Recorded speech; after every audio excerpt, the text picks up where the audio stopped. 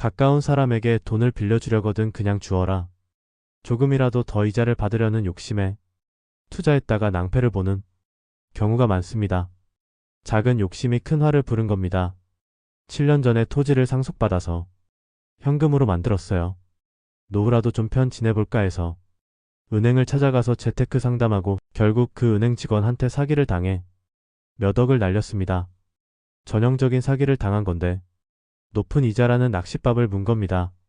이자를 특별히 많이 준다는 것은 욕심 있는 사람에게는 낚싯밥이 되지만 보통 중 사람에게는 문제가 되지 않습니다. 단지 이자를 많이 준다고 맡기지 않는데 내가 욕심이 있다 보니까 넘어가는 거예요. 이자를 괜히 많이 주는 게 아닙니다.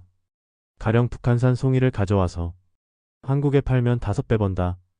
여기에 투자하면 4개월 만에 원금이 회수되고 30% 이익금이 나온다고 미끼를 던진다 칩시다. 1년 맡겨도 3%가 나올까 말까 하는데 4개월 만에 30%가 나온다고 하면 진짜인가? 의심이 듭니다. 그래서 300만 원이든 500만 원이든 자기 형편에 맞춰서 이 정도는 날러도 괜찮으니까 한번 해보자 하는 수준에서 투자를 합니다.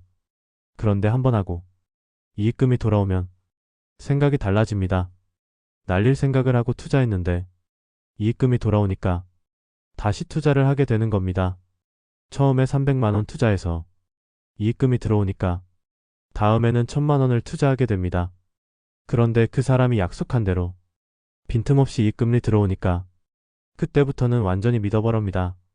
그러고 나서 그 사람이 이번에 큰 건이 생겼다. 1억이든 2억이든 투자해라. 이러면 투자를 하고 맙니다. 그럼 그걸로 끝이에요. 또 일제 때 숨겨둔 금괴가 어디에 있는데 이걸 찾으면 몇 억이 들어온다 등등 기상천외한 제안을 하는 경우도 있습니다.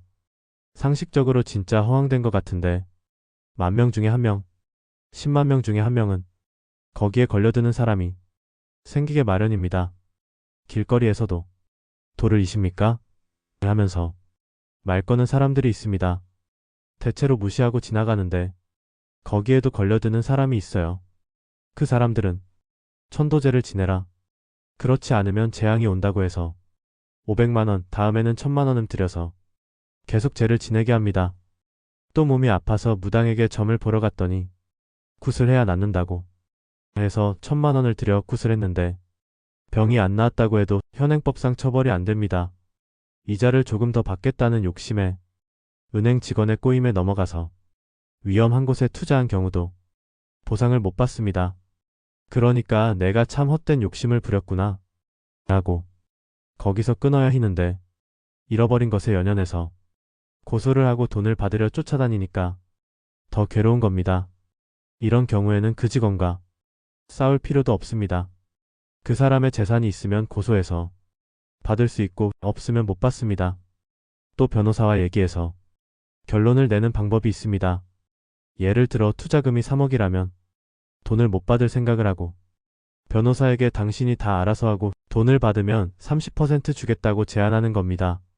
만약 받을 기능성이 있으면 변호사가 하려고 하겠지요. 그래서 받으면 다행이고 못 받는다고 하면 그 일은 잊어버려야 합니다. 돈도 못 받는데 또 변호사비까지 지불할 필요가 없다는 얘기입니다. 우리가 이렇게 사기를 당해서 돈을 잃어버리기도 하지만 가까운 사람을 통해서도 한순간에 날려버리기도 합니다. 친척이나 친구가 갑자기 연락을 해서 오늘 들어와야 할 현금이 안 들어와서 이걸 막지 못하면 부도가 난다. 하지만 3일 후면 돈이 들어온다고 할 때 빌려주면 받을 수 있는 확률은 거의 없습니다. 사업하는 사람이 돈이 궁하면 은행에 대출을 받으면 되고 담보가 부족하면 사채를 빌 그것도 못 빌린다는 건 회사가 회생 가능성이 없다는 얘기입니다. 그때 찾아갈 사람은 절친한 친구와 가족밖에 없습니다. 그러니까 가족이 부도 직전에 빌려달라고 할 때는 90% 이상 받을 가능성이 없습니다. 상황과 조건이 그렇다는 거예요. 그러기 때문에 돈을 주지 말리는 게 아니라 빌려주지 말고 그냥 주라는 겁니다. 형제, 친구가 1000만 원 빌려달라고 할 때 그만한 돈은 없고 이거라도 보태 써라 라고 100만 원 정도 주는 걸로 끝내야 한다는 말입니다. 그리고 형제간에는 보통 이자를 안 받고 빌려줍니다. 이때 이 돈은 돌려받을 확률이 떨어집니다. 이자가 높으면 사기당할 확률이 높고 이자가 없으면 돈 받을 확률이 낮습니다. 사업을 하다 보면 돈이 늘 필요합니다. 그래서 이자가 높은 것부터 갚다 보면 이자가 없는 것은 돈이 있어도 갚는 것을 미루다 보니까 빌려준 사람으로서는 못 받을 확률이 높은 것입니다.